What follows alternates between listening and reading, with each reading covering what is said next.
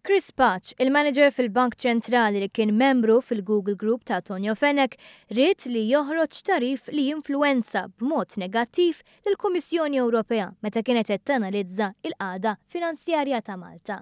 Analiżi li kienet qed issir biex tittieħed deċiżjoni jekk pajjiżna kellux jibqa' fil-proċedura ta' deficit eċċessiv jew le.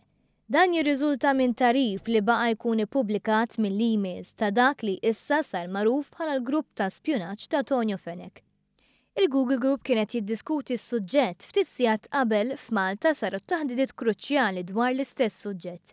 F'email li pubblikata 3 filgħodu mill-orizzont jirriżulta b'mod ċar li l-intenzjoni tal-grupp kienet dik li jinħolqu stejjer biex il-Kummissjoni Ewropea terġa' taħsibha jekk Malta għandix toħroġ minn din il-proċedura.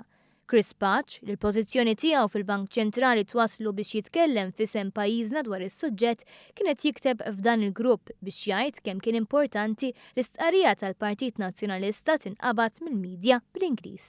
Dan biex jarawha l-uffiċjali tal-Kummissjoni Ewropea. Kien hawn li staqsa l-suġġerimenti oħra tal-bqija tal-Google Group dwar kif jistgħu jgħaddu tarif bl-marfa lill-Kummissjoni Ewropea. Saħansitra suġġerixxa xi artikli fil-Financial Times.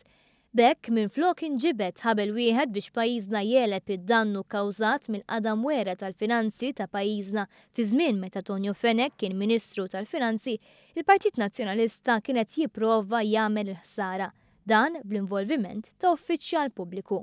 L-isforzi tal-grupp ta' spjunaġġ ma ħallewx frott kif il-Kummissjoni Ewropea rikonoxxiet it-titjib li sar fl-aħħar sentejn u Malta ħarġet mill-proċedura tad deficit eċċessiv.